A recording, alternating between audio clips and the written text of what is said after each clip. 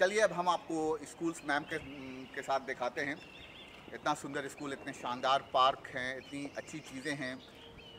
ये पूरा का पूरा यहाँ पे प्रोग्राम्स होता है, जो मैंने आपको पहले भी बताया। ये कितना सुंदर पार्क है तो इधर साइड में हम आपको दिखा रहे हैं, और इसके पीछे बिल्डिंग्स है स्कूल्स की। आप देखिए वो 40 बच्चे कितना खुशकिस्मत हैं कि जामिया मिलिया में लकी ड्रॉ के थ्रू आए। हर बच्चा, हर पेरेंट्स का सपना है जामिया मिलिया। बहुत, आप देखिए कि इसके पार्क कितने, ये पार्क ही बता रहा है कितनी खुशहादा है। बच्चे को कुछ ना कुछ डिफरेंट मिल रहा है यहाँ पर।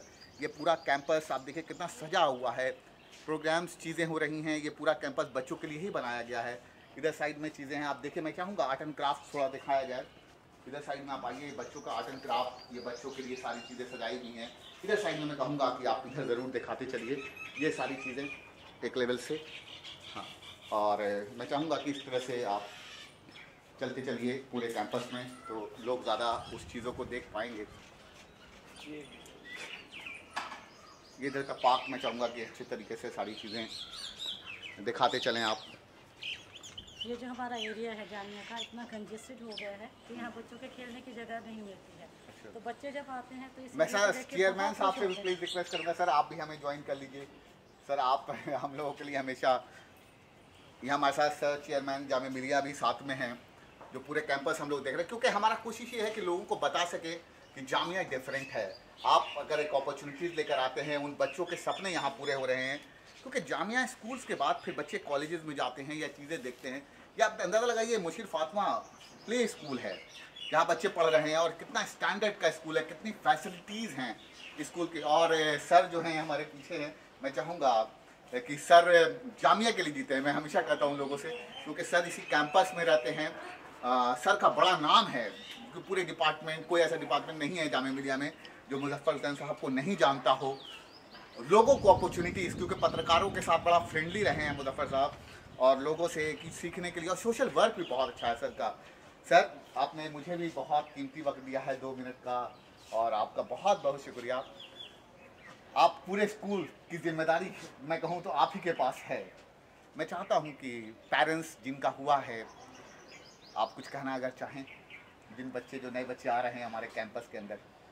देखिए, जो हमारा नर्सरी स्कूल में एडमिशन का जो सिलेक्शन प्रोसीड्योर है वो बहुत ही ट्रांसपेरेंट है। और जैसा कि डायरेक्टर मैडम ने आपको बताया कि 1900 एप्लीकेंट्स थे डिफरेंट कैटेगरीज़ के, और उसमें 140 बच्चों का सिलेक्शन हुआ लक्की ड्रॉ के ज़रिया।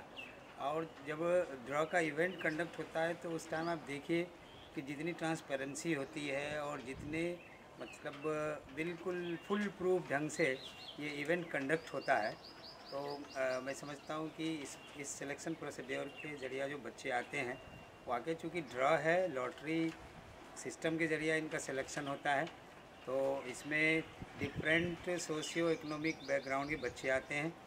1800 पेरेंट्स की ये उम्मीद होती है कि वो ये सोचते हैं कि I could be one of the lucky student for admission to nursery school. लेकिन उसमें से तकरीबन 1700 पेरेंट्स जो है डिसअपॉइंटेड लौटते हैं। 100-150 बच्चों का एडमिशन होता है, और जिनका नहीं होता है तो उनको भी हम लोग यही कंफर्ट दिलाते हैं उनको कि भाई आपका इस स्कूल में एडमिशन बच्चों का नहीं हुआ तो इसका हरगिज़ ये मतलब नहीं है कि वो कहीं एडमिशन नहीं पा पाएंगे। तो उनको इससे अच्छा स्कूल भी होता है, थोड़ा कॉस्टली ज़रूर होता है पब्लिक स्कूल सिस्टम, लेकिन एडमिशन उनको भी मिलता है डिफरेंट जगह पर जहाँ जहाँ वो अप्लाई करते हैं गवर्नमेंट या पब्लिक स्कूल में, तो उनको भी डिसअपॉइंट होने की ज़रूरत नहीं है। जामिया में फिर नेक्स्ट स्टेज पर एडमिशन खुलता है क्लास 6 में, 1 में, 6 में, 9th में, 11th में, तो अलग अलग स्टेज पर जब वो बच्चे एलिजिबल हों तो अप्लाई करें।